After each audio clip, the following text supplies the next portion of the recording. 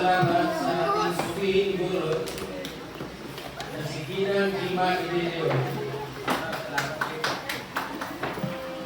Sa kanya walang sawang pagtuturo, pagkabay, at pagmamahal sa ating mga anak. Hindi matutubasan na anumang bagay na kailang sipag, tiyaga,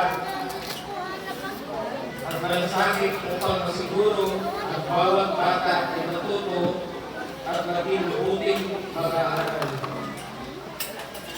Gayon din, isang malaking pasasalamat din sa lahat ng mga magulang at pamilya na patuloy na sinusuporta sa ating mga anak. Kaya salamat sa support.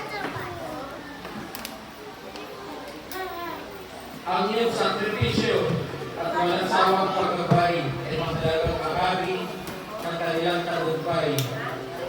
Sa aming mga mag-aaral ng grade 1 stand,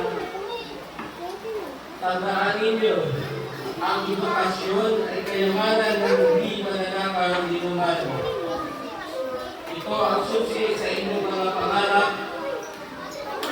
Patuloy ninyong pahalagahan ang inyong pag-aaral dahil ito ang magiging daan upang maabot ninyo ang mas maliwanag na kinabukasan.